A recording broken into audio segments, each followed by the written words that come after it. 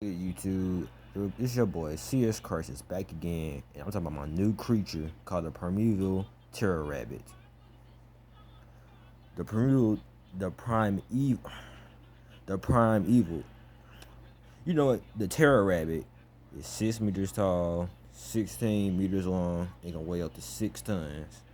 Multiple different abilities like Air Palm, Air Dragon, Electric Punch, Water Splitter. It has Regeneration, Air Requiem, Black Tomb, and Spark Horde. It is an omnivore, so it can really just eat wherever it wants, or try to eat or take whatever kind of food it can get. But it's not very picky on what it eats. And it lives in like forest, swamp like areas. It can live in oceans. It can live with fresh water and rocky, probably like mountain like terrains, probably, but more like rocky like terrains. Okay, so the next thing, the terror rabbit is a terrifying creature. It's bigger than an elephant. It has massive, large, kind of like club-like arms. It has like two long fingers at the end of the arms, but they are really big arms. It has razor sharp teeth. It's like a very short like head, kind of like very strong teeth but a short snout. And it's very aggressive. They are omnivores, and they will take wherever they can get and eat it. Basically, they have two sharp, kind of like horn-like ears. They're ears, but they're very sharp, so you can use them as a weapon. They're strong enough to pierce skin if they make contact with something, but that depends if it actually hits the opponent. And it has a shark-like tail. There's a venom. There's like a little spike on its tail, and it's venomous. You can shoot it, or it can shoot venom into its opponent. Either it stabs the opponent or even slash a slight scratch can let venom come in and affect the opponent. This tail is kind of weird. It's like a shark-like tail, but it's still pretty weirdly built. So it's like the rest of his body, but it's a pretty large like creature overall, so it's not really too bad. But its forearms and its tail is probably some of the weirdest things about it. Its its head too, altogether. I don't know the forearms. I don't know where I got the forearms from, but this is the way I decided to build the creature. Either way, so yeah. All right, the next thing, the rabbit kind of has like a snake. It's not really a snake-like body, but it has like a long body with a very long tail. Actually, it kind of has like a shark-like tail at the end. The tail is very long, but it has like shark fins or whatever at the end of it. Besides, it has like a spike on the top of it. So yeah, it's semi-aquatic. It does spend a lot of time on land. It does like the bask, and like this creature is cold-blooded, so it does kind of have to bask at times when it spends too much time, or it doesn't get enough time to actually move around on land or whatever. So it'll sit on and bask on land for a little while. Depending on how much it needs or how much heat it needs, it'll just bask up there.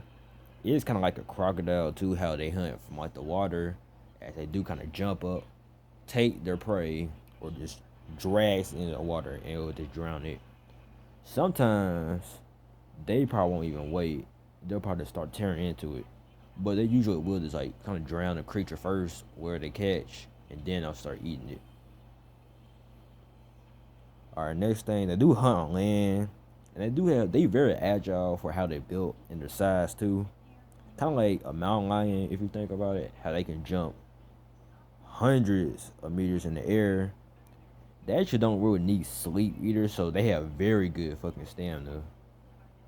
As well, since they don't really need to sleep at all, they might rest, but that's kind of like they don't calm it down or something like that, or probably building their energy back up. But they don't really need to sleep at all. They have very good stamina, energy, all that. Have a very powerful bite, which occasionally comes with like the short snout of theirs, as and they're really like kind of short, stumpy teeth, kind of like a piranha. How they heads is kind of like pushed in, how they snouts are so small, but they will bite you and it won't feel good. So it's kind of like a piranha with rabbit ears when you think about it. Our abilities. Now, its first ability is called Air Dragon, and it basically summons like a huge dragon, like out of air, and made if it makes contact with the opponent or anything else, really, it'll seal it away. That's basically what it does. It's a sealing type of move. Now, I'm not saying the opponent can't break out of it somehow or whatever, but it's a sealing type move that uses kind of more like defense, but it does use its attack as well. The dragon can't act on its own too, so it doesn't really need to be guided by just the Terror Rabbit. But yeah, the next move is Electric Punch, which is a rabbit that makes it's just like what it sounds like, Electric Punch. So it basically causes electricity in the rabbit's forearm, and it punches you with it. It can disable or disorient an opponent, causing electricity to flow through the body. It's devastating. Next move is Water Splitter, which is when the rabbit traps you basically in like a water prison, and it like punches with enough force that it splits the water apart and cause then it can like you can feel this. It'll cause damage from like a 5 mile radius. How tough and hard that punch is. It can like split the terrain too, kind of like you know how like in DBZ when Cooler punched Goku in the water, or he grabbed Goku and he punched him in the water, and it split apart. It's like that basically, but it can do that into like the terrain as well. But basically, it's like this: you trapped in a water prison, and it traps you in a water prison, and then it can hit you with enough force that the water will just split apart. That's basically why I call it water splitter. The landscape, it can happen like that too. Like depending on how much force you put into it, the landscape will split too. But yeah, you get what I mean.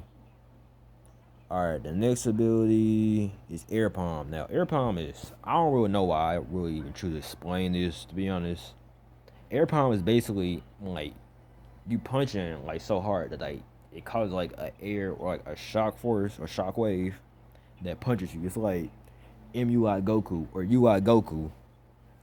When he punches, he Loki causes like air palms or like air like attacks that can hit you and do damage to you. That's basically what this is. It's like an air palm.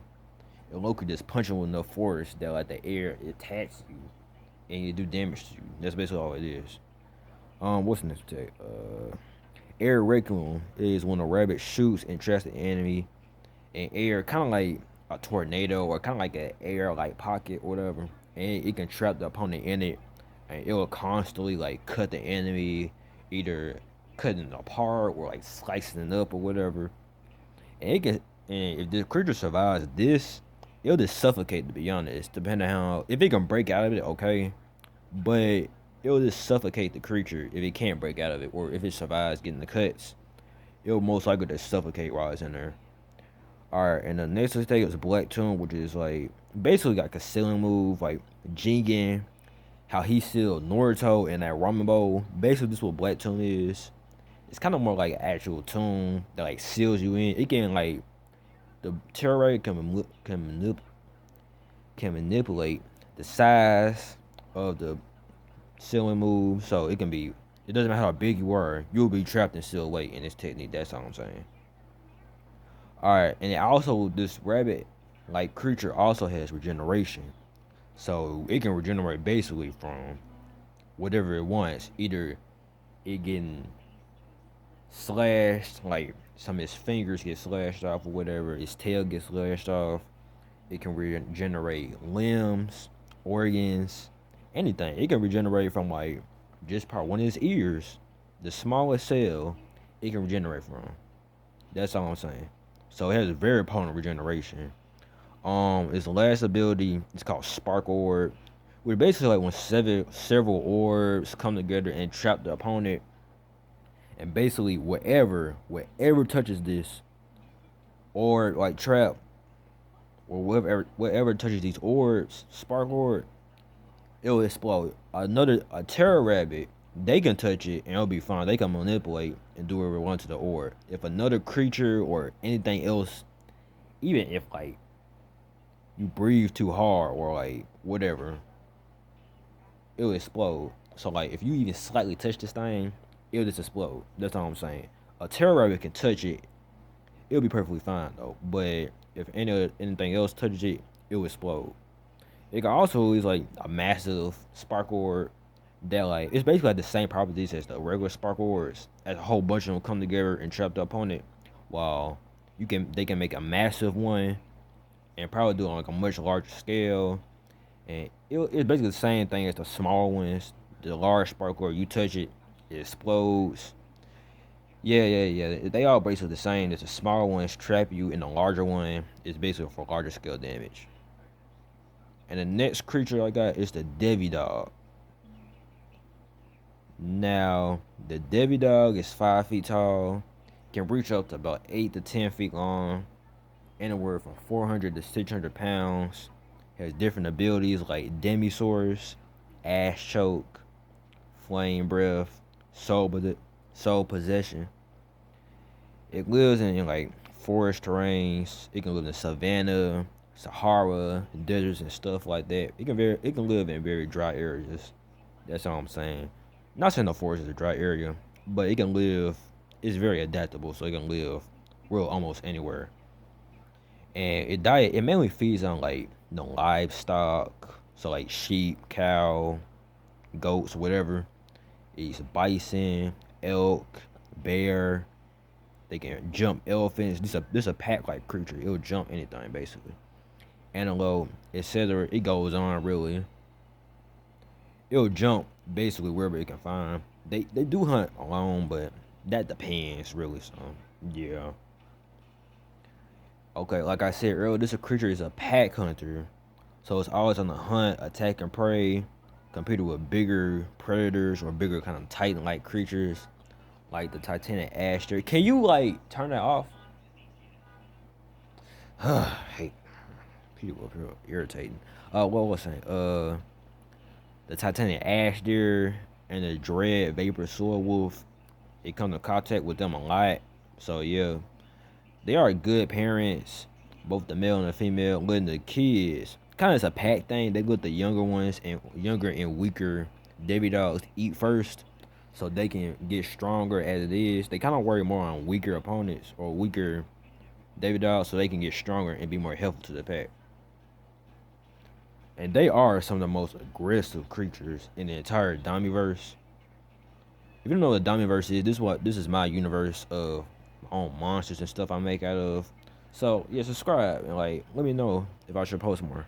Um, they are extremely hostile to everything besides like family members or mates, offspring, etc. Been known to sometimes they'll just to kill out of boredom. They don't really care. They're like, ducks. They'll sit there, they'll murder you on sight. Well, they won't murder you. That's swans and geese. But ducks will just kill other ducks just to kill because they bored. I'm serious. They actually just do that for no reason. They also can remember faces and will pick fights with creatures or people just out of petty. Kind of like how tigers will also do that too. But these things, like, they can remember you for as long as they live, and they can live up to about 20 years. So if you like piss one off or whatever, or like you mess up his food or you mess up his hunting tactics or whatever, they will remember you for as long as they live until they die basically, or unless they find you and murder you. But these creatures are very petty, how they act and stuff. They are always sit there very aggressive, so that's it. But yeah. Hey, what's up, y'all? I'm gonna go ahead and just end it right here because this video is way too long right now. But I'm gonna end it right here. I'm gonna continue this in a later video. But I love y'all. Like, comment, subscribe. You know what to do. But I'll see y'all later in the next video. I'm gonna post sooner. I'm gonna post again. But I love y'all. Alright, they do take care of their offspring until they are able to fend for themselves. Even younger ones would just outright leave to form a pack of their own, to form a pack of their own.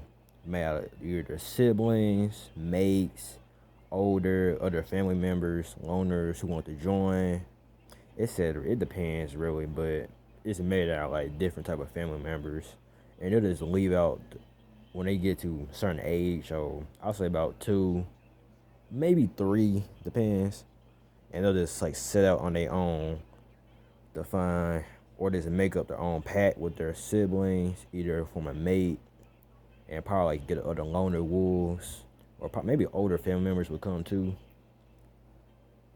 But it can just made most packs are just made up of family. Oh god, here come all the family memes. No, they're just made out of just family members and stuff like that. It's not really.